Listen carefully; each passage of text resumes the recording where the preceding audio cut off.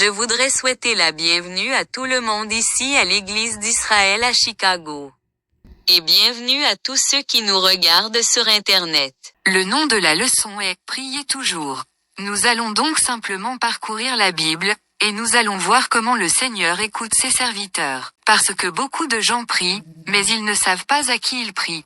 Vous devez donc savoir ce que vous faites lorsque vous traitez avec le Seigneur et si vous voulez obtenir une réponse, si vous voulez accomplir quelque chose, vous devez le faire correctement. Le Seigneur fait des miracles et il vous répondra. Parfois, cela ne vient pas tout de suite. Mais il vous répondra. Si vous le faites mal, il peut aussi vous répondre. Vous devez donc vous assurer d'être vraiment prudent lorsque vous vous adressez au Seigneur. Comme si je faisais aussi beaucoup de recherches et que j'appréciais les gens lorsqu'ils priaient, ils joignaient les mains. J'ai découvert que c'était païen. Ce que cela signifie, c'est comme la soumission. Et qui est soumis plus que quiconque? Nous. Parce que ça a commencé avec une liaison réellement ouverte, c'est comme ça qu'ils vous ont ligoté. De nos jours, on a commencé à fabriquer des menottes. Prier ainsi n'est pas la façon dont le Seigneur vous a demandé de le prier. Maintenant, je vais vous montrer des exemples de la façon dont il s'attend à ce que vous priez. Mais nous allons aussi examiner la manière dont vous devriez le faire. Mais moi, je prie tout le temps. Je prie vers le nord-est, le sud-ouest, atterrissé, m'allongeant. Toutes sortes de duvets, parce que tu ne connais pas la situation dans laquelle tu te trouves. Parfois, je vais vous montrer un exemple où vous devez prier sur place. Mais nous allons regarder la manière nous devrions le faire si nous en avons l'occasion. Mais ce n'est pas toujours le cas. Mais nous allons commencer par le 3e chapitre de Pierre. 1 Pierre 3, verset 12. Car les yeux du Seigneur sont sur les justes, et ses oreilles sont attentives à leurs prières. Maintenant, à qui ses oreilles sont-elles ouvertes? Les justes. Mais la face du Seigneur est contre ceux qui font le mal. N'est-ce pas quelque chose? Alors si vous péchez, pensez-vous qu'il entendra vos prières? Nous allons même lire quelques écritures qui disent que la prière d'un pécheur est une abomination. Maintenant, revenons au verset 7.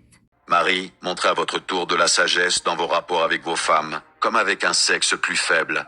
Honorez-les comme devant aussi hériter avec vous de la grâce de la vie. Qu'il en soit ainsi, afin que rien ne vienne faire obstacle à vos prières. Alors si vous êtes un mauvais mari, pensez-vous que le Seigneur entendra vos prières? En fin de compte, certains hommes pensent qu'ils peuvent simplement abuser de leurs femmes, et lorsqu'ils ont des ennuis, ils prient le Seigneur.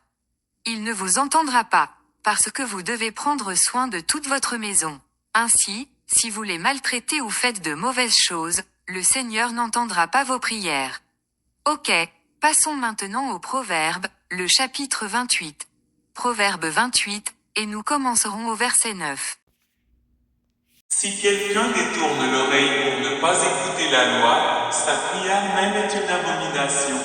N'est-ce pas quelque chose? Et vous voyez ces gens dans toutes ces églises. Ils prient et prient, mais le Seigneur n'entend rien de ce qu'ils disent. Parce qu'il a dit, leurs prières lui seront en abomination. Maintenant, allons à Jean 3 et au verset 18. C'est juste une simple leçon. Mais beaucoup de gens n'y prêtent pas attention. Ils seront tous nonchalants lorsqu'ils prieront le Seigneur, et ils seront répétitifs dans ce qu'ils disent. Parfois, j'entendais les gens dire, cette personne prie si bien. Mais la personne ferait tout cela en vain.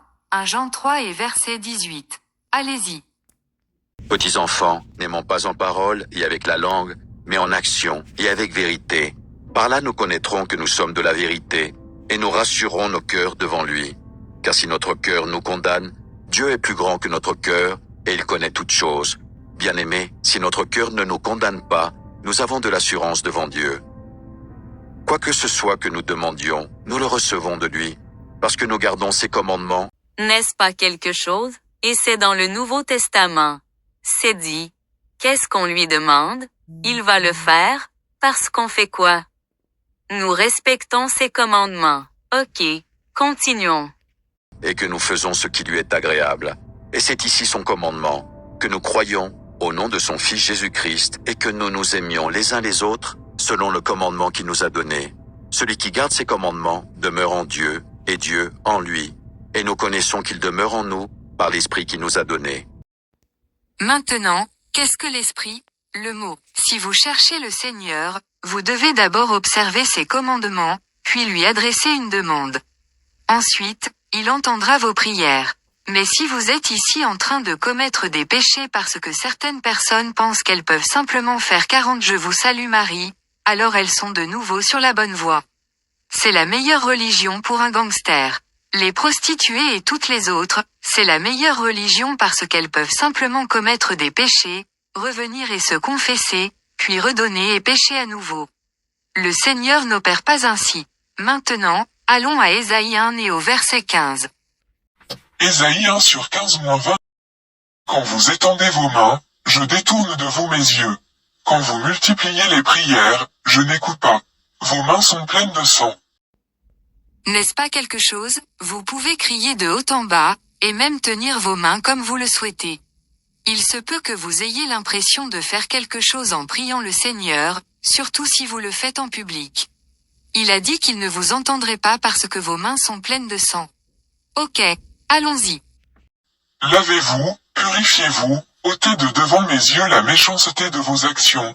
Cessez de faire le mal.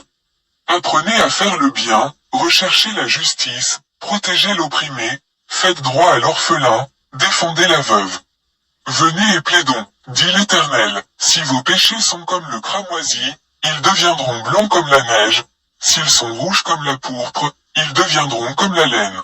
Maintenant, c'est juste pour vous montrer que vous avez un peu d'espoir. Parce que vous pouvez changer votre vie et commencer à respecter les commandements, et le Seigneur commencera à vous écouter. Ok, allons-y.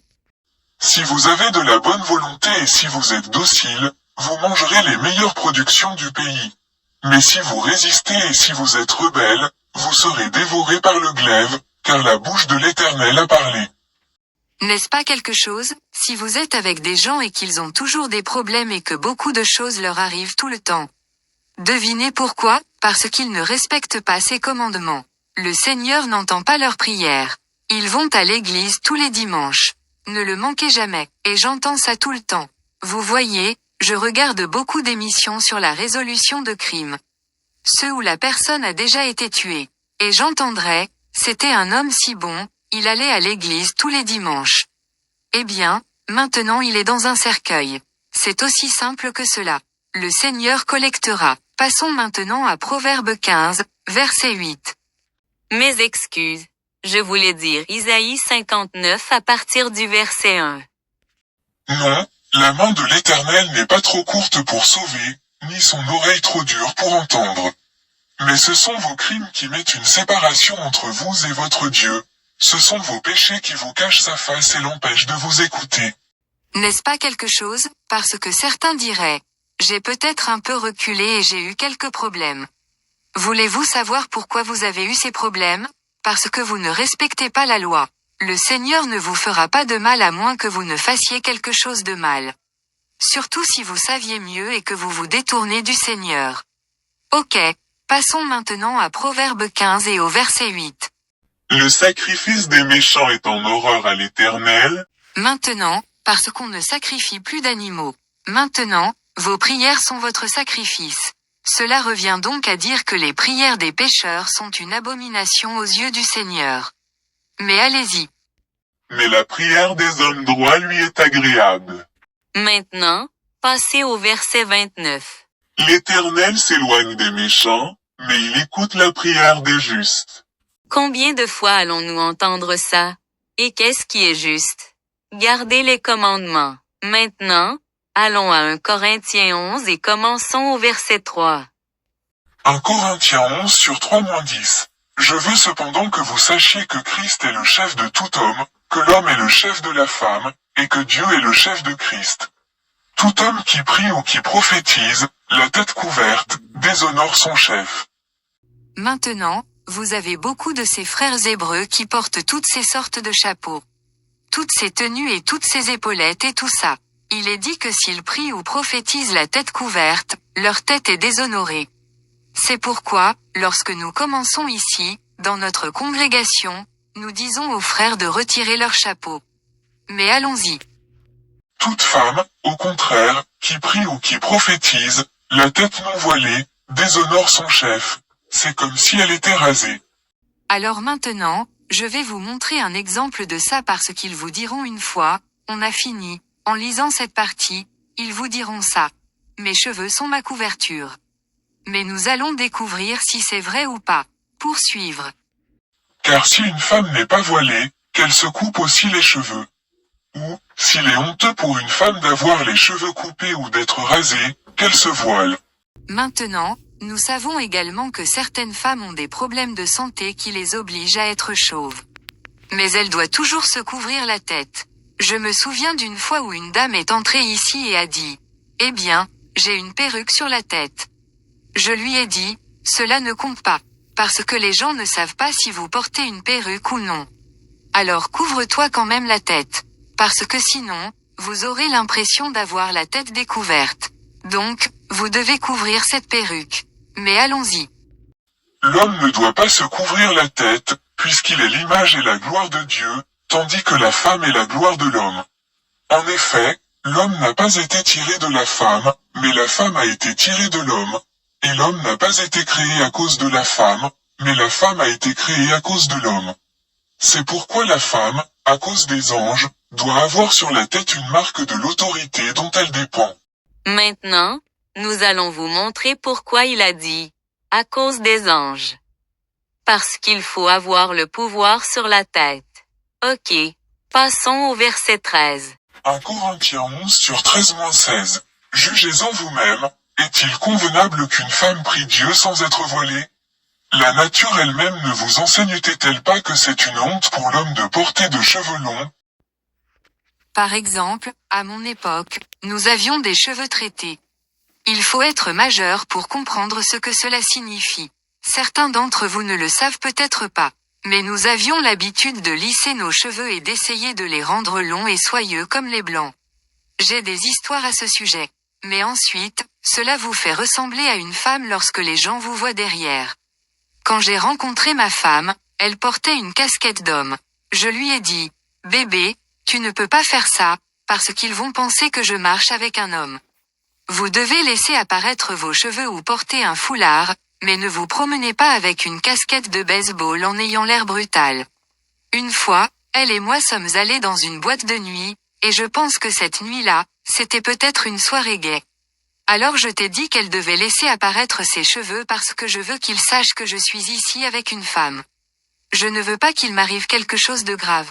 Mais continuons. Mais que c'est une gloire pour la femme d'en porter, parce que la chevelure lui a été donnée comme voile. Et c'est de là qu'ils ont l'idée que ses cheveux sont sa couverture. Mais allons-y. Si quelqu'un se plaît à contester, nous n'avons pas cette habitude, non plus que les églises de Dieu. Par exemple, il n'y a rien de mal avec les dreadlocks. Mais si vos cheveux ressemblent à ceux d'une femme, c'est un problème. Mais il est dit, les cheveux de la femme lui sont donnés pour se couvrir. Ok, passons à Nombre le 5e chapitre. C'est l'action de la jalousie. Nombre 5, et nous commencerons au verset 12. Nombre 5 sur 12-18. Parle aux enfants d'Israël, et tu leur diras, si une femme se détourne de son mari, et lui devient infidèle, si un autre a commerce avec elle, et que la chose soit cachée aux yeux de son mari, si elle s'est souillée en secret, sans qu'il y ait de témoins contre elle, et sans qu'elle ait été prise sur le fait, et si le mari est saisi d'un esprit de jalousie et a des soupçons sur sa femme, qui s'est souillée, ou bien s'il est saisi d'un esprit de jalousie et a des soupçons sur sa femme, qui ne est point souillée. Cela signifie donc qu'elle a commis l'adultère. Mais allez-y. Cet homme apportera sa femme au sacrificateur, et lui apportera en offrande pour elle un 10e d'épha de farine d'orge. Il n'y répandra point d'huile, et n'y mettra point d'encens, car c'est une offrande de jalousie, une offrande de souvenir, qui rappelle une iniquité. Le sacrificateur la fera approcher, et la fera tenir debout devant l'Éternel. Le sacrificateur prendra de l'eau sainte dans un vase de terre, il prendra de la poussière sur le sol du tabernacle, et la mettra dans l'eau. Le sacrificateur fera tenir la femme debout devant l'Éternel, il découvrira la tête de la femme. Et il va faire quoi? Découvre sa tête. Même si elle a des cheveux sur la tête, il va quand même lui découvrir la tête. Mais allez-y. et lui posera sur les mains l'offrande de souvenir, l'offrande de jalousie. Le sacrificateur aura dans sa main les eaux amères qui apportent la malédiction. Donc en gros, une malédiction viendra parce qu'elle sera toute déchirée à l'intérieur si elle commet un adultère. Mais si elle n'a pas commis d'adultère, il ne lui arrivera rien. Mais maintenant, passons à la Genèse. Car, si vous vous souvenez, nous lisons, à cause des anges. Genèse le 3e chapitre et le verset 1. Genèse 3/1. Le serpent était le plus rusé de tous les animaux des champs, que l'Éternel Dieu avait fait. Il dit à la femme, Dieu a-t-il réellement dit, vous ne mangerez pas de tous les arbres du jardin? Alors on lui a dit ce qu'il ne fallait pas faire, n'est-ce pas? Ok. Passons au verset 6. La femme vit que l'arbre était bon à manger et agréable à la vue, et qu'il était précieux pour ouvrir l'intelligence. Elle prend de son fruit, et en mangea. Elle en donna aussi à son mari, qui était auprès d'elle, et il en mangea. Maintenant, passons au verset 13. Et l'Éternel Dieu dit à la femme, pourquoi as-tu fait cela? La femme répondit, le serpent m'a séduite, et j'en ai mangé. Et c'est la raison pour laquelle il a dit à la femme de se couvrir la tête à cause des anges. Parce que la femme a été la première à accepter ce que Satan a dit, puis elle l'a ramené à Adam. Ils ont tous deux commis le péché, mais elle était la première parce qu'elle le lui avait apporté. Et c'est pourquoi il est dit de se couvrir la tête à cause des anges. Maintenant, allons au 1er roi, chapitre 8 et lisons le verset 22. C'est la raison pour laquelle nous faisons face à l'Est lorsque nous prions. Parce qu'avant de commencer, nous disons toujours que nous allons faire face à Jérusalem et nous ouvrir. Et certaines personnes n'ont aucune idée de ce que c'est. Nous serions dans des endroits différents, et certains diraient, quel chemin est vers l'Est? J'ai donc donné une boussole sur mon téléphone, pour que peu importe où je me trouve, elle pointe vers Jérusalem. Ok, lisons. 1 Roi 8/22-23. Salomon se place devant l'autel de l'Éternel, en face de toute l'assemblée d'Israël. Il étend ses mains vers le ciel, et il dit, Maintenant, est-ce que cela met ses mains ensemble comme nous voyons d'autres personnes le faire? Non, c'est pour cela que nous tendons la main. Est-ce que tu comprends? Ok. Allons-y. Ô Éternel, Dieu d'Israël, il n'y a un point de Dieu semblable à toi, ni en haut dans les cieux, ni en bas sur la terre. Tu gardes l'alliance et la miséricorde envers tes serviteurs qui marchent en ta présence de tout leur cœur. Ok. Passons au verset 27. 1 Roi 8/27-30. Mais quoi, Dieu habiterait-il véritablement sur la terre? Voici, les cieux et les cieux des cieux ne peuvent te contenir, combien moins cette maison que je t'ai bâtie. Cependant, Éternel, mon Dieu, sois attentif à la prière de ton serviteur et à sa supplication. Écoute le cri et la prière que t'adresse aujourd'hui à ton serviteur. Que tes yeux soient nuit et jour ouverts sur cette maison, sur le lieu dont tu as dit, là sera mon nom. Écoute la prière que ton serviteur fait en ce lieu. Daigne exaucer la supplication de ton serviteur et de ton peuple d'Israël, lorsqu'ils prieront en ce lieu. Vers quoi? Cet endroit. Comme je l'ai dit, parfois, par exemple, vous pourriez être sur l'autoroute en direction ouest. Mais si vous vous trouvez dans une situation difficile, priez simplement sur place. Mais si vous en avez l'occasion, vous devez prier vers Jérusalem. Le Seigneur a dit que son nom serait là pendant combien de temps? Pour toujours, mais allons-y. Exauce du lieu de ta demeure, des précieux, exauce et pardonne.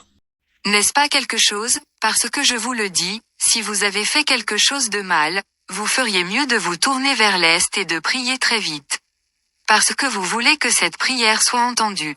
Maintenant, passons d'abord à Timothée 2. Parce que lorsque j'ai fait mes recherches, j'ai découvert pourquoi les païens disent, c'est pourquoi ils prient les mains jointes. Mais j'ai aussi découvert que cela avait commencé avec les hindous. 1 Timothée 2 verset 8. Je veux donc que les hommes prient en tout lieu, en élevant des mains pures, sans colère ni mauvaise pensée. C'est pourquoi ils pensent que nous devrions joindre nos mains pour prier. Non, parce qu'il a dit en levant les mains saintes comme nous le lisons dans le livre des premiers rois. C'est de cela qu'il parlait. Les mains jointes sont quelque chose que vous ne verrez nulle part dans la Bible. C'est peut-être ce qui s'en rapproche le plus. Mais il est dit, élevez les mains saintes. Ok, passons maintenant à Exode 34, et nous commencerons au verset 6. Exode 34 sur 6-8. Et l'Éternel passa devant lui, et s'écria, L'Éternel, l'Éternel, Dieu miséricordieux et compatissant, prêté à la colère, riche en bonté et en fidélité, qui conserve son amour jusqu'à 1000 générations, qui pardonne l'iniquité, la rébellion et le péché, mais qui ne tient point le coupable pour innocent, et qui punit l'iniquité des pères sur les enfants et sur les enfants des enfants jusqu'à la 3e et à la 4e génération. C'est à ce moment-là que Moïse a dit, Seigneur, puis-je te voir? Et le Seigneur dit, Tu ne peux pas voir mon visage, mais tu peux voir mon derrière. Ainsi, lorsqu'il passa près de Moïse, c'est tout ce qu'il lui déclara. Mais allons-y. Aussitôt Moïse s'incline à terre et se prosterna. Maintenant, qu'a-t-il fait? Il baissa la tête. Maintenant, ils ont bien compris cette partie. Quand il baisse la tête. Mais joindre les mains dans la prière n'en fait pas partie. C'est aussi simple que ça. Mais il est dit qu'il baissa la tête et adora le Seigneur. Ok, passons à Exode, chapitre 13. Et nous allons commencer au verset 25. Exode 12 sur 25-27. Quand vous serez entrés dans le pays que l'Éternel vous donnera, selon sa promesse, vous observerez cet usage sacré. Et lorsque vos enfants vous diront, que signifie pour vous cet usage? Vous répondez, c'est le sacrifice de Pâques en l'honneur de l'Éternel, qui a passé par-dessus les maisons des enfants d'Israël en Égypte, lorsqu'il frappa l'Égypte et qu'il sauva nos maisons. Le peuple s'incline et se prosterna. N'est-ce pas quelque chose? Donc même avant que Moïse ne le fasse, les gens savaient qu'il fallait baisser la tête pour adorer le Seigneur. C'est la soumission qu'ils recherchent. Mais comme je l'ai dit plus tôt, parfois vous pouvez vous retrouver dans une certaine situation où vous ne pourrez pas baisser la tête. À ce stade, vous devez dire votre prière sur place. Mais lorsque vous avez la capacité de prier correctement, vous faites de votre mieux quand vous le pouvez. Allons au psaume. C'est pourquoi le nom de la leçon est « Priez toujours ». Parce que nous avons besoin de prière. Nous avons besoin de prière tout le temps. Psaume 5 et verset 1. Psaume 5 sur 1-3. Au chef des chantres, avec les flûtes. Psaume de David. Prête l'oreille à mes paroles, ô Éternel. Écoutez mes gémissements. Sois attentif à mes cris, mon roi et mon Dieu. C'est à toi que j'adresse ma prière. Éternel, le matin tu entends ma voix. Le matin je me tourne vers toi, et je regarde. Tu peux faire quoi? Vous pouvez regarder vers le haut. Vous pouvez baisser la tête, vous pouvez lever les yeux mais vous devez faire quelque chose. Après tout, le Seigneur veut juste que vous veniez à lui sincèrement. Psaume 5 sur 7. Tu fais périr les menteurs. L'Éternel abhorre les hommes de sang et de fraude. Mais moi, par ta grande miséricorde, je vais à ta maison, je me prosterne dans ton saint temple avec crainte. N'est-ce pas quelque chose? Vous devez prier vers le temple qui est à Jérusalem. Passons maintenant au premier roi et au chapitre 8, verset 33. Un roi 8 sur 33-36. Quand ton peuple d'Israël sera battu par l'ennemi, pour avoir péché contre toi, s'ils reviennent à toi et rendent gloire à ton nom, s'ils t'adressent des prières et des supplications dans cette maison, exauce-les des cieux, pardonne le péché de ton peuple d'Israël, et ramène-les dans le pays que tu as donné à leur père.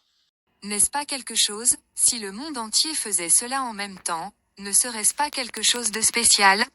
Savez-vous comment les musulmans se réunissent une fois pour adorer? Si nous pouvons amener tout Israël, qui est composé de noirs, à faire cela une seule fois, je serais heureux. Les gens disaient, pourquoi faites-vous face à cela? Et nous dirions, en priant le Seigneur, pas Allah, pas Bouddha, mais en priant le Père au nom de Jésus-Christ. Mais allez-y. Quand le ciel sera fermé et qu'il n'y aura point de pluie, à cause de leurs péchés contre toi, s'ils prient dans ce lieu et rendent gloire à ton nom, et s'ils se détournent de leurs péchés, parce que tu les auras châtiés, exauce-les des cieux, pardonne le péché de tes serviteurs et de ton peuple d'Israël, à qui tu enseigneras la bonne voie dans laquelle ils doivent marcher, et faire venir la pluie sur la terre que tu as donnée en héritage à ton peuple. Ne savez-vous pas que le Seigneur a demandé à l'un des prophètes d'arrêter la pluie pendant environ 3 ans? parce que lorsque vous plaisantez avec le Seigneur, il peut vous interrompre. Vous ne pouvez faire pousser aucune plante sans eau. Cela créerait la famine. Le Seigneur sait comment attirer votre attention. Ok, passons au verset 41. 1 Roi 8 sur 41-43. Quand l'étranger, qui n'est pas de ton peuple d'Israël, viendra d'un pays lointain, à cause de ton nom, car on saura que ton nom est grand, ta main forte, et ton bras étendu, quand il viendra prier dans cette maison, exauce-le des précieux, du lieu de ta demeure, et accorde à cet étranger tout ce qu'il te demandera, afin que tous les peuples de la terre connaissent ton nom pour te craindre, comme ton peuple des Israël. N'est-ce pas quelque chose, parce qu'il y a des gens ici qui disent que l'étranger veut aussi dire Israël, mais n'a-t-il pas dit tous les habitants de cette terre? Est-ce clair? C'est juste là, finissons-en. Et sache que ton nom est expérimenté sur cette maison que j'ai bâtie. Parce que quand un étranger entre, il le fera comme vous. En fait, le Seigneur a certaines écritures dans lesquelles l'étranger sera dans le royaume et vous serez dehors en train de pleurer. Clair et simple, mais maintenant, passons au verset 46. 1 Roi 8h46. Quand ils pécheront contre toi, car il n'y a un point d'homme qui ne pêche, quand tu seras irrité contre eux et que tu les livreras à l'ennemi, qui les emmènera captifs dans un pays ennemi, lointain ou proche. De qui parle-t-il? Israël. Qui est toi? Homme noir. Mais allez-y. S'ils rentrent en eux-mêmes dans le pays où ils seront captifs, s'ils reviennent à toi et t'adressent des supplications dans le pays de ceux qui les ont entraînés, et qu'ils disent, nous avons péché, nous avons commis des iniquités, nous avons fait le mal. S'ils reviennent à toi de tout leur cœur et de toute leur âme, dans le pays de leurs ennemis qui les ont emportés captifs, s'ils t'adressent des prières, les regards tournés vers leur pays que tu as donné à leur père, vers la ville que tu as choisie et vers la maison que j'ai bâtie à ton nom, exauce des précieux, du lieu de ta demeure, leurs prières et leurs supplications, et fais leur droit. N'est-ce pas quelque chose? Mais tu dois te le rappeler. Et nous devons nous repentir pour nos ancêtres parce qu'ils nous ont mis dans cette situation. Et aussi ceux du moment. La plupart de nos parents étaient baptistes ou catholiques. Ils allaient faire leur religion le dimanche. Et ils nous enseignaient cela, et nous avons dû nous détourner de cela et revenir au vrai Dieu vivant et non au Dieu du monde. C'est pourquoi le Seigneur a dit que nous devons réfléchir à nous-mêmes. Et c'est difficile pour les gens de l'accepter. Parce qu'on nous a dit toute notre vie que si vous n'êtes pas juif, vous êtes gentil. C'est pourquoi vous devez vraiment réfléchir à vous-même. Ok, finis ça. Pardonne à ton peuple ses péchés et toutes ses transgressions contre toi, excitez la compassion de ceux qui les retiennent captifs, afin qu'ils aient pitié d'eux. Je vais vous raconter une histoire. Je travaillais pour cette entreprise. Et il y avait cette fille qui ne s'entendait pas avec le comptable. Alors entrée, et je n'y suis resté que peu de temps. Le comptable venait me voir et me demandait, « Marlon, tu as besoin de quelque chose ?» Chaque fois qu'une fête arrivait, elle disait, « Marlon, tu peux faire ces vacances ?» Elle veillait toujours sur moi. Elle avait de la compassion pour moi. Quand j'ai quitté mon travail, on m'a dit qu'elle dirait, « Il y avait un homme juste qui était assis sur cette chaise. » En fin de compte, le Seigneur aura compassion de vous si vous vivez bien avec lui. C'est aussi simple que cela. Mais allez-y. Car ils sont ton peuple et ton héritage, et tu les as fait sortir d'Égypte, du milieu d'une fournaise de fer. Parce que tu es un exemple pour le Seigneur. Vous devez montrer aux gens comment vivre correctement. Chaque fois que j'en avais l'occasion au travail, chaque fois que quelqu'un abordait un sujet sur la religion, j'étais le premier à dire, c'est païen. Je me souviens qu'un catholique demandait à un autre, que penses-tu de ce que Marlon a dit? Le gars a répondu, je veux en entendre davantage, parfois il faut le faire savoir. Tu es un exemple pour le Seigneur. Et il veillera à ce que les gens aient de la compassion pour vous. Principalement à cause de la peur. Parce que quand ils ont découvert que votre Dieu est le vrai Dieu, il ferait mieux de ne pas vous embêter. Parce qu'ils ne savent pas à qui ils s'attaquent. Mais allons-y. Que tes yeux soient ouverts sur la supplication de ton serviteur et sur la supplication de ton peuple d'Israël, pour les exaucer en tout ce qu'ils te demanderont. C'est pourquoi vous devez avoir la prière de la foi. Et vous devez le faire de la manière la plus efficace possible vers l'endroit si vous le pouvez. C'est aussi simple que cela. Ok, Passons au chapitre 9 de Un roi en commençant au verset 1. Un roi 9 sur 1-3. Lorsque Salomon eut achevé de bâtir la maison de l'Éternel, la maison du roi, et tout ce qu'il lui plut de faire, l'Éternel apparut à Salomon une seconde fois, comme il lui était apparu à Gabaon. Et l'Éternel lui dit, j'exauce ta prière et ta supplication que tu m'as envoyée, je sanctifie cette maison que tu as bâtie pour y mettre à jamais mon nom, et j'aurai toujours là mes yeux et mon cœur. N'est-ce pas quelque chose? C'est la raison pour laquelle nous prions vers cet endroit. Si vous en avez l'occasion. Parce qu'il a dit, ses yeux et son cœur seront là perpétuellement. Et le lieu en ce moment n'observe pas le sabbat parce que vous n'y êtes pas. C'est aussi simple que ça. Maintenant, passons au 2e chapitre de Néhémie, et nous commencerons au verset 1. Ceci est un exemple de prière sur place. Ok. Allons-y. Néhémie 2 sur 1-6. Au mois de Nissan, la 20e année du roi Artaxerxès, comme le vin était devant lui, je pris le vin et je l'offris au roi. Jamais je n'avais paru triste en sa présence. Le roi me dit, pourquoi as-tu mauvais visage?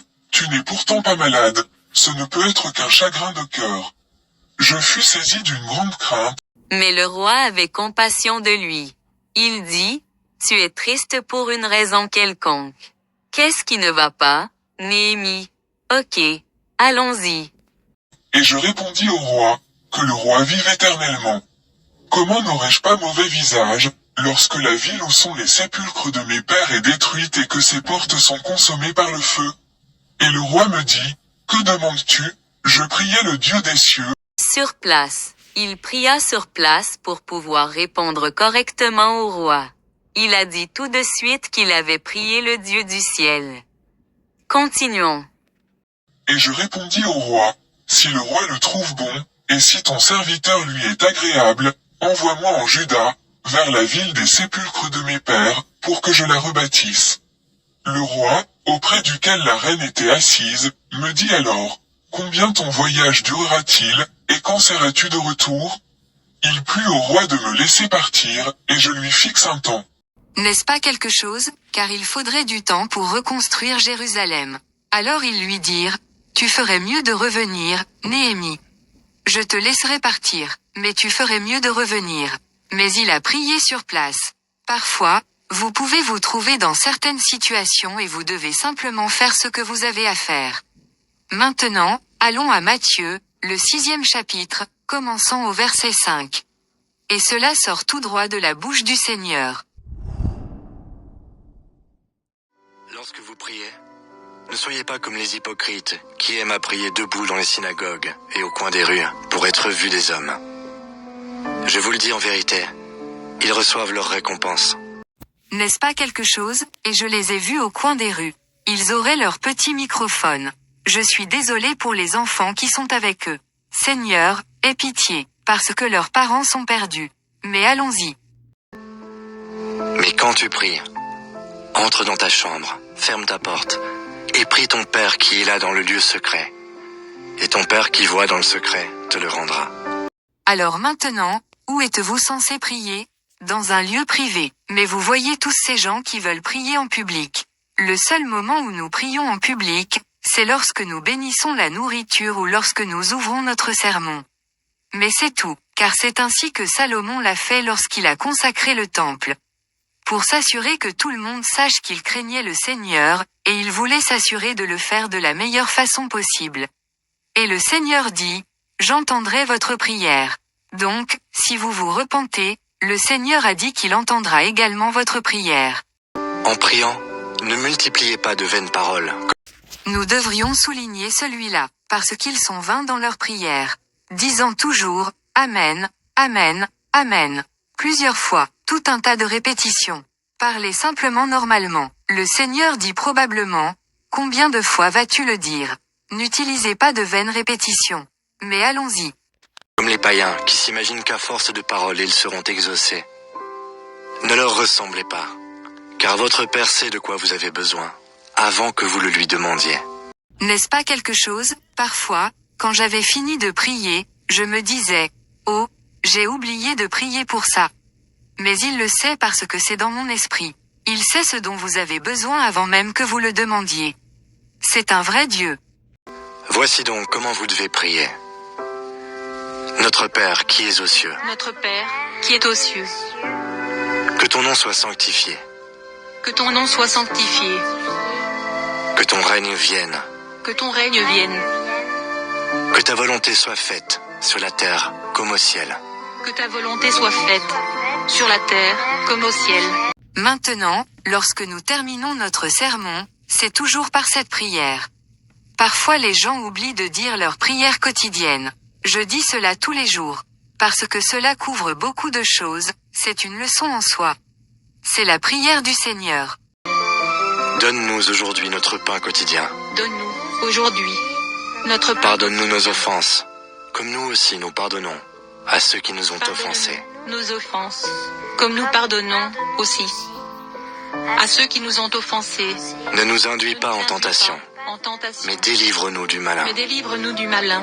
Car c'est à toi qu'appartiennent, dans tous les siècles, le règne, la puissance Le règne, et la gloire. la puissance et la gloire. Amen.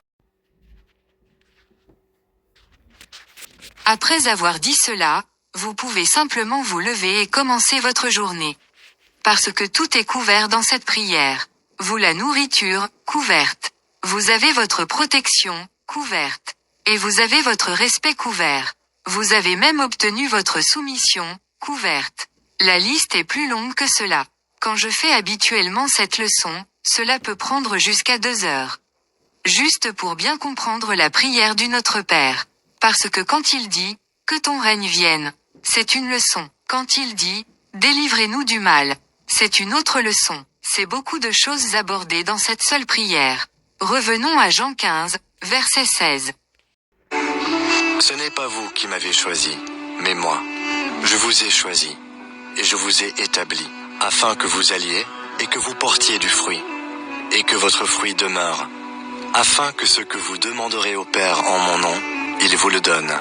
N'est-ce pas quelque chose? Mais vous priez le Père, au nom de Jésus. C'est ainsi que vous terminez votre prière. Au nom de Jésus, je prie. Passons maintenant au chapitre 16 de Jean et au verset 22.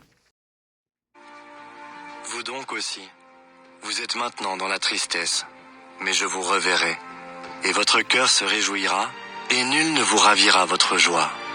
En ce jour-là, vous ne m'interrogerez plus sur rien. En vérité, je vous le dis, ce que vous demanderez au Père, il vous le donnera en mon nom. Jusqu'à présent, vous n'avez rien demandé en mon nom. Demandez, et vous recevrez, afin que votre joie soit parfaite.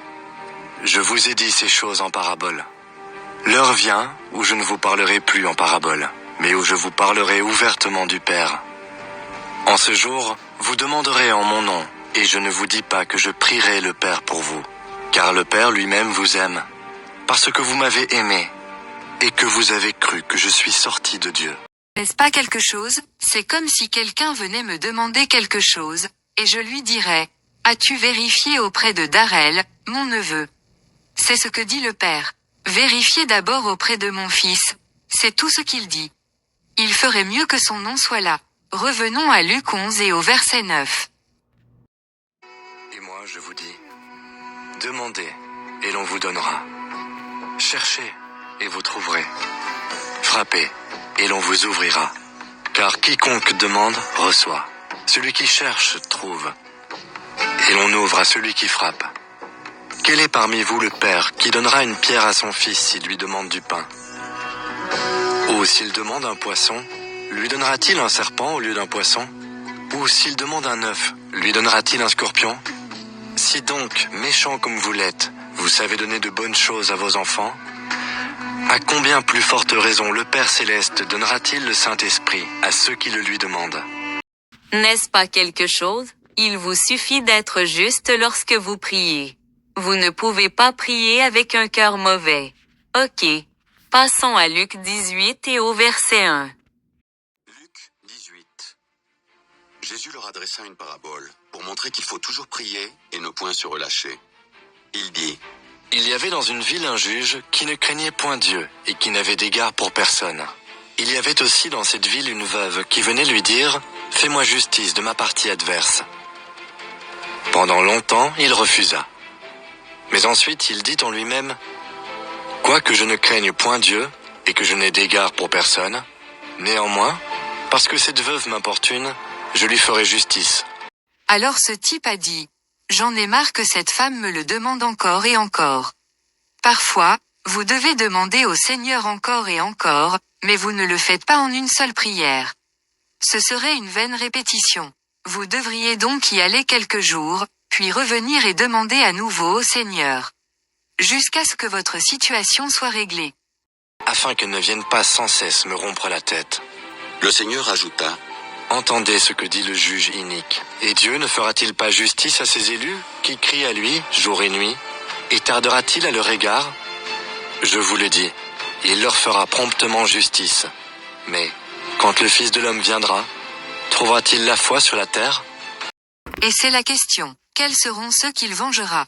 Les fidèles, si vous faites ce que le Seigneur a dit de faire, vous êtes couverts. Si vous ne le faites pas, alors vous avez des ennuis. C'est aussi simple que ça. Maintenant, allons à Jean 15 et au verset 1. Jean 15. Je suis le vrai cep, et mon Père est le vigneron. Tout sarment qui est en moi, et qui ne porte pas de fruit, il le retranche. Et tout sarment qui porte du fruit, il l'émonde, afin qu'il porte encore plus de fruits. Donc ce qu'il dit, c'est que le Père est agriculteur. Et lui, il est la plante. La plante produit des fruits. Et parfois, il faut parcourir tous les fruits, pour voir lesquels sont bons et lesquels sont mauvais. Déjà, vous êtes purs, à cause de la parole que je vous ai annoncée. Demeurez en moi, et je demeurerai en vous. Comme le sarment ne peut de lui-même porter du fruit s'il ne demeure attaché au cep, ainsi, vous ne le pouvez non plus, si vous ne demeurez en moi. Je suis le cep, vous les sarments. Celui qui demeure en moi, et en qui je demeure, porte beaucoup de fruits, car sans moi, vous ne pouvez rien faire. Si quelqu'un ne demeure pas en moi, il est jeté dehors, comme le sarment, et il sèche. Puis on ramasse les sarments, on les jette au feu, et ils brûlent. Maintenant, est-ce qu'il parle comme d'un feu de camp? Non, il parle de l'étang de feu, de l'enfer. Si vous demeurez en moi, et que mes paroles demeurent en vous, demandez ce que vous voudrez, et cela vous sera accordé. N'est-ce pas quelque chose? Mais vous devez respecter la parole de Dieu. Si vous ne le faites pas, dit-il, il n'écoutera pas les prières des pécheurs. C'est aussi simple que ça. Maintenant, passons à Matthieu 21 et au verset 18. Le matin, en retournant à la ville, il eut faim. Voyant un figuier sur le chemin, il s'en approcha. Mais il n'y trouva que des feuilles, et il lui dit, « Que jamais fruit ne naisse de toi. » Et à l'instant le figuier sécha. Les disciples qui virent cela furent étonnés et dirent, « Comment ce figuier est-il devenu sec en un instant ?» Jésus leur répondit, « Je vous le dis en vérité, si vous aviez de la foi, et que vous ne doutiez point, non seulement vous feriez ce qui a été fait à ce figuier, mais quand vous diriez à cette montagne, « Ôte-toi de là et jette-toi dans la mer », cela se ferait. C'est ça la foi, n'est-ce pas? Continuons. Tout ce que vous demanderez avec foi par la prière, vous le recevrez. Est-ce simple? Voyons un peu plus. Passons à Jacques 1 et au verset 5. Si quelqu'un d'entre vous manque de sagesse, qu'il la demande à Dieu, qu'il donne à tous, simplement et sans reproche, et elle lui sera donnée. Parce que parfois, vous lirez les Écritures et vous ne comprendrez pas ce qu'elles disent. Vous pouvez prier pour obtenir une certaine compréhension, et le Seigneur vous l'accordera. Cela vous frappera si fort que vous pourriez tomber du canapé. Et vous serez choqué, vous direz, c'était si simple, demandez des connaissances. Je prie pour cela tout le temps. Les gens pensent que j'en sais tellement sur la Bible. C'est parce que j'étudie la Bible. Parce que les Écritures disent, étudiez pour vous montrer approuvé. Mais continuons. Mais qui la demande avec foi, sans douter, car celui qui doute est semblable au flot de la mer, agité par le vent et poussé de côté et d'autre. Qu'un tel homme ne s'imagine pas qu'il recevra quelque chose du Seigneur. C'est un homme irrésolu, inconstant dans toutes ses voies. Le Seigneur dit qu'il n'a pas le temps avec votre double esprit. Si vous voulez quelque chose, soyez sincère. Ne soyez pas comme les vagues de l'océan, qui vont et viennent. Tu ne sais pas ce que tu veux quand tu veux. Passons à Jacques 4 et au verset 1. Chapitre 4. D'où viennent les luttes et d'où viennent les querelles parmi vous? N'est-ce pas de vos passions qui combattent dans vos membres? Vous convoitez et vous ne possédez pas. Vous êtes meurtrier et envieux et vous ne pouvez pas obtenir. Vous avez des querelles et des luttes et vous ne possédez pas, parce que vous ne demandez pas. Vous demandez et vous ne recevez pas, parce que vous demandez mal. N'est-ce pas quelque chose? Qu'est-ce qu'il veut dire par mauvais? Parce que vous demandez quelque chose qui ne va pas. Vous diriez, Seigneur, s'il te plaît, frappe cet homme. Il m'a embarrassé en classe aujourd'hui. Ou, Seigneur, laisse-moi participer à cette loterie parce que je veux de l'argent. Toutes sortes de vanités. Il ne vous entendra pas de cette façon. Vous demandez et vous ne recevez pas, parce que vous demandez mal, dans le but de satisfaire vos passions. Vous ne pensez pas à votre famille ou quoi que ce soit du genre, vous êtes égoïste. Le Seigneur a dit qu'il n'entendrait pas cette prière. Ok. Passons à Jacques 5, en commençant au verset 13. Quelqu'un parmi vous est-il dans la souffrance? Qu'il prie. Quelqu'un est-il dans la joie? Qu'il chante des cantiques. Quelqu'un parmi vous est-il malade? Qu'il appelle les anciens de l'Église, et que les anciens prient pour lui, en loignant d'huile au nom du Seigneur. La prière de la foi sauvera le malade. La prière de quoi? La prière de la foi. Même si nous devons croire, vous devez aussi croire lorsque cette prière de foi est priée sur vous. Et le Seigneur le relèvera. Et s'il a commis des péchés, il lui sera pardonné. Confessez donc vos péchés les uns aux autres, et priez les uns pour les autres, afin que vous soyez guéris. La prière fervente du juste a une grande efficace. N'est-ce pas quelque chose? C'est pourquoi je fais confiance à ma congrégation lorsque je leur demande de prier pour moi. J'espère que vous êtes tous assez justes. Parce que quand un prédicateur du dimanche me dit, je prierai pour toi. Je dis, non, merci. Vous pouvez garder cette prière.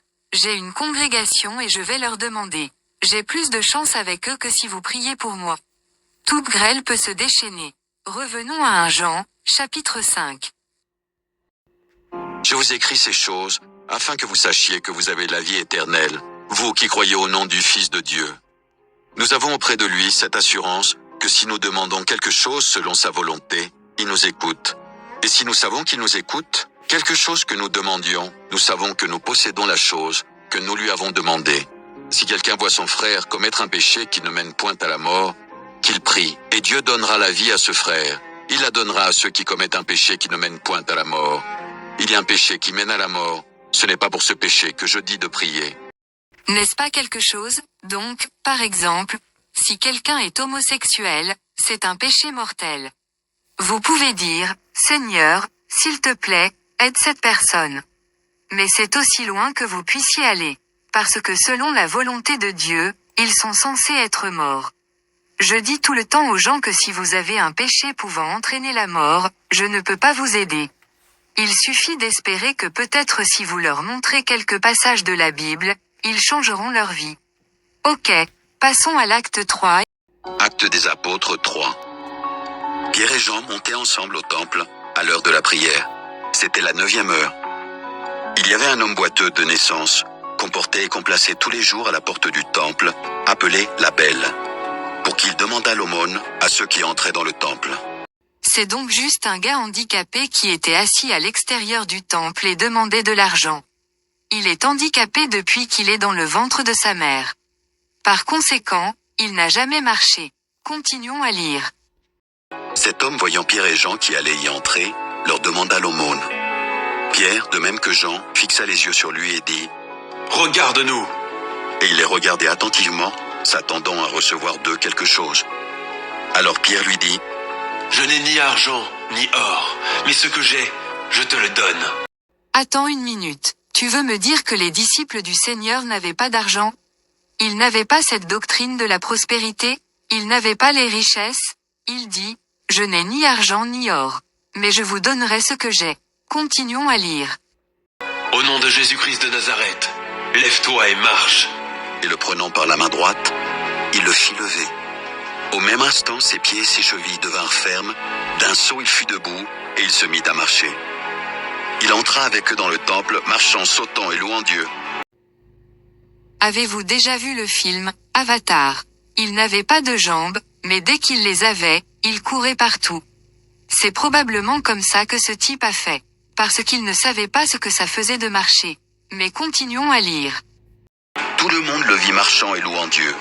Il reconnaissait que c'était celui qui était assis à la belle porte du temple pour demander l'aumône. Et il fut rempli d'étonnement et de surprise au sujet de ce qui lui était arrivé. Comme il ne quittait pas Pierre et Jean, tout le peuple étonné accourut vers eux au portique dit de Salomon. Pierre, voyant cela, dit au peuple: « Hommes israélites, pourquoi vous étonnez-vous de cela? Pourquoi avez-vous les regards fixés sur nous, comme si c'était par notre propre puissance ou par notre piété que nous eussions fait marcher cet homme? Le Dieu d'Abraham, d'Isaac et de Jacob, le Dieu de nos pères, a glorifié son serviteur Jésus, que vous avez livré et renié devant Pilate, qui était d'avis qu'on le relâchât. » Il a dit quoi? Il a dit, l'homme avec qui nous étions, vous l'avez tous tué. Mais il nous a laissé son pouvoir avec sa parole. C'est pourquoi cet homme marche aujourd'hui. Passons au verset 16. C'est par la foi en son nom que son nom a raffermi celui que vous voyez et connaissez. N'est-ce pas quelque chose? L'homme handicapé avait la foi parce qu'il croyait et il était guéri. Continuons. C'est la foi en lui qui a donné à cet homme cette entière guérison en présence de vous tous. N'est-ce pas quelque chose? Il a dit, cet homme va rentrer chez lui à pied aujourd'hui. En fait, il pourrait rentrer chez lui en courant. Passons aux actes 12 et commençons au verset 1. Actes des apôtres 12. Vers le même temps, le roi Hérode se mit à maltraiter quelques membres de l'Église, et il fit mourir par l'épée Jacques, frère de Jean. Voyant que cela était agréable aux Juifs, il fit encore arrêter Pierre. C'était pendant les jours des pains sans levain. Après l'avoir saisi et jeté en prison, il le mit sous la garde de 4 escouades, de 4 soldats chacune, avec l'intention de le faire comparaître devant le peuple après la Pâque. Pierre donc était gardé dans la prison, et l'Église ne cessait d'adresser pour lui des prières à Dieu. Alors, qui priait pour Pierre? L'Église. Continuons. La nuit qui précéda le jour où Hérode allait le faire comparaître, Pierre, lié de 2 chaînes, dormait entre 2 soldats, et des sentinelles devant la porte gardaient la prison. Parce qu'il était dans le couloir de la mort, prêt à être exécuté. Il s'apprêtait à le tuer le lendemain ou même cette nuit-là. Continuons. Et voici, un ange du Seigneur survint, et une lumière brilla dans la prison. L'ange réveilla Pierre, en le frappant au côté, et en disant: « Lève-toi promptement. » Les chaînes tombèrent de ses mains. N'est-ce pas quelque chose? Continuons. Et l'ange lui dit: « Mets ta ceinture et tes sandales. » Et il fit ainsi. L'ange lui dit encore: « Enveloppe-toi de ton manteau et suis-moi. » L'ange a probablement dit cela parce qu'il faisait probablement froid dehors. Donc il voulait s'assurer qu'il allait bien. Continuons. Pierre sortit et le suivit, ne sachant pas que ce qui se faisait par l'ange fut réel, et s'imaginant avoir une vision. Lorsqu'ils eurent passé la première garde, puis la seconde, ils arrivèrent à la porte de fer qui mène à la ville, et qui s'ouvrit d'elle-même devant eux. Ils sortirent et s'avancèrent dans une rue. Aussitôt, l'ange quitta Pierre. Revenu à lui-même, Pierre dit: « Je vois maintenant d'une manière certaine que le Seigneur a envoyé son ange, et qu'il m'a délivré de la main d'Hérode et de tout ce que le peuple juif attendait. » Après avoir réfléchi, il se dirigea vers la maison de Marie, mère de Jean, surnommée Marc, où beaucoup de personnes étaient réunies et priaient. Il frappa à la porte du vestibule, et une servante nommée Rhoda s'approcha pour écouter. Elle reconnut la voix de Pierre, et dans sa joie, au lieu d'ouvrir, elle courut annoncer que Pierre était devant la porte. Ils lui dirent: « Tu es folle. » Mais elle affirma que la chose était ainsi, et ils dirent: « C'est son ange. » Cependant Pierre continua à frapper. Ils ouvrirent et furent étonnés de le voir. Pierre, leur ayant de la main fait signe de se taire, leur raconta comment le Seigneur l'avait tiré de la prison, et il dit: « Annoncez-le à Jacques et aux frères. » Puis il sortit et s'en alla dans un autre lieu. N'est-ce pas quelque chose? Et Harold a probablement tué tous ces soldats qui étaient censés le surveiller. Mais Peter était parti, parce que, comme nous le lisons, les gens priaient pour lui sans s'arrêter. L'Église priait pour lui. Ok, passons à 1 Thessaloniciens 5 et au verset 15. Prenez garde que personne ne rende à autrui le mal pour le mal, mais poursuivez toujours le bien, soit entre vous, soit envers tous. Soyez toujours joyeux, priez sans cesse. Rendez grâce en toutes choses, car c'est à votre égard la volonté de Dieu, en Jésus-Christ. Allez au verset 25. Frères, priez pour nous. N'est-ce pas quelque chose, parce qu'être ancien, évêque ou prêtre n'est pas une tâche facile. Nous recevons beaucoup d'appels téléphoniques, nous devons traiter beaucoup de problèmes. Maintenant, passons à Éphésiens 6 et au verset 11. Puissante. Revêtez-vous de toutes les armes de Dieu, afin de pouvoir tenir ferme contre les ruses du diable, car nous n'avons pas à lutter contre la chair et le sang, mais contre les dominations, contre les autorités, contre les princes de ce monde de ténèbres, contre les esprits méchants dans les lieux célestes. Parce que vous pensez probablement que vous avez un mauvais voisin. Mais c'est plus que votre voisin. Il a dit que nous avons la méchanceté spirituelle dans les hauts lieux. Et quand vous n'êtes pas au monde, le monde vous déteste. C'est pourquoi il faut faire attention car ils sont toujours tentés. Continuons. C'est pourquoi, prenez toutes les armes de Dieu, afin de pouvoir résister dans le mauvais jour, et tenir ferme après avoir tout surmonté. Donc ici, il expliquera l'armure de Dieu. Ce n'est pas une armure littérale, mais c'est l'armure de la parole. Continuons. Tenez donc ferme, ayez à vos reins la vérité pour ceinture. Revêtez la cuirasse de la justice. Mettez pour chaussure à vos pieds le zèle que donne l'évangile de paix. Prenez par-dessus tout cela le bouclier de la foi, avec lequel vous pourrez éteindre tous les traits enflammés du malin. Parce que vous avez besoin de ce bouclier, car ils se dresseront contre vous tout le temps. Et ça peut être douloureux parfois, c'est pour ça que c'est une fléchette. Continuons. Prenez aussi le casque du salut et l'épée de l'esprit, qui est la parole de Dieu. Faites en tout temps, par l'esprit, toutes sortes de prières et de supplications. Veillez à cela avec une entière persévérance, et priez pour tous les saints. N'est-ce pas quelque chose? Il dit, priez toujours, avec supplication. Maintenant, allons à Luc 18 et au verset 9. Il dit encore cette parabole. En vue de certaines personnes, se persuadant qu'elles étaient justes et ne faisant aucun cas des autres. 2 hommes montèrent au temple pour prier. L'un était pharisien et l'autre publicain. Le pharisien, debout, priait ainsi en lui-même. Ô Dieu, je te rends grâce de ce que je ne suis pas comme le reste des hommes, qui sont ravisseurs, injustes, adultères, ou même comme ce publicain. Je jeûne 2 fois la semaine. Je donne la dîme de tous mes revenus. Le publicain, se tenant à distance, n'osait même pas lever les yeux au ciel.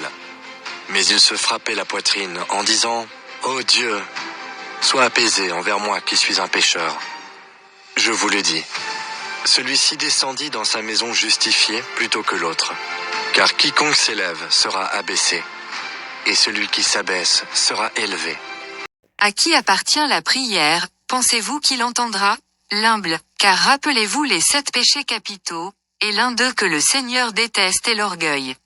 L'humble s'est frappé à la poitrine et a dit, « Pardonne-moi, Seigneur. » Le Seigneur a dit, « Cet homme a reçu plus de justification dans sa prière que l'autre. » Revenons à Luc 21 et au verset 34. Prenez garde à vous-même, de crainte que vos cœurs ne s'apesantissent par les excès du manger et du boire, et par les soucis de la vie, et que ce jour ne vienne sur vous à l'improviste, car il viendra comme un filet sur tous ceux qui habitent sur la face de toute la terre. Il ne parle donc pas seulement d'Israël. Mais continuons. Veillez donc et priez en tout temps, afin que vous ayez la force d'échapper à toutes ces choses qui arriveront, et de paraître debout devant le Fils de l'homme. Alors, devant qui allez-vous vous retrouver?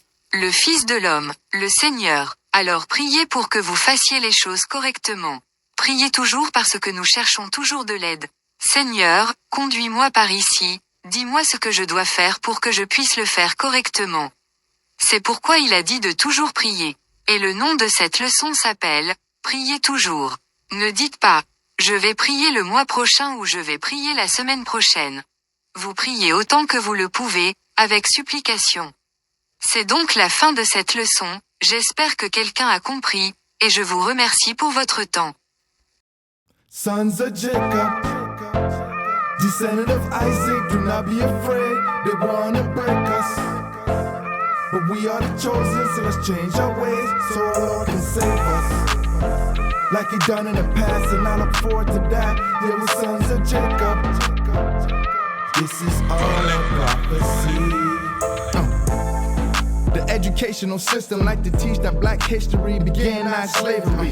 It seems to me that globally we in misery. You mean to tell me that is all we were meant to be? Gotta be kidding me, it can't be a coincidence, cause this is way too evident. But let's gather some evidence. Most of us are locked up, chained, but that's irrelevant. But if you dare bring up the Holocaust, that's precedent. I need some answers, Lord. You tell me this what you made us for. Even the gays get treated better. Even the animals get treated better. Descendant of Isaac, do not be afraid. They wanna break us, but we are the chosen, so let's change our ways so our Lord can save us. Like he done in the past, and I look forward to that. Yeah, we're sons of Jacob. This is all a prophecy. If you want to know the truth, here is a clue on what to do. You need to read your Bible. Deuteronomy 28 explains it all. We were cursed cause our forefathers dropped the ball. They were supposed to keep God's law, but instead they seeked out the gods. Yeah, the prophets, they were trying to warn us. Now these curses fell upon us. All these oppression, oh my God, please have mercy on us. We are the seeds of Shem and Abraham and King David, but then you cast us to this matrix. It's time to take this red pill, cause we need the truth. So let's keep the Lord's command that we ought to do. Sons of Jacob, descendant of Isaac, do not be afraid. They wanna break us, but we are the chosen, so let's change our ways so our Lord can save us. Like he done in the past, and I look forward to that. Yeah, we're sons of Jacob. This is all a prophecy. But it shall come to pass, if thou wilt not hearken unto the voice of the Lord thy God, to observe to do all his commandments and his statutes, which I command thee this day, that all these curses shall come upon thee and overtake thee, because thou servest not the Lord thy God with joyfulness and with gladness of heart, for the abundance of all things.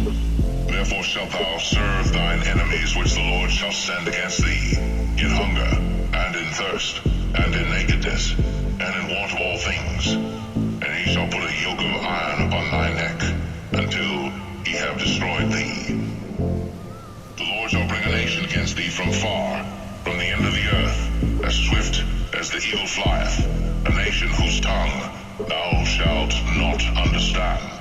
A nation of fierce countenance, which shall not regard the person of the old, nor show favor to the young. And the Lord shall bring thee into Egypt again with ships, by the way whereof I spake unto thee. Thou shalt see it no more again. And there ye shall be sold unto your enemies for bondmen and bondwomen, and no man shall buy you.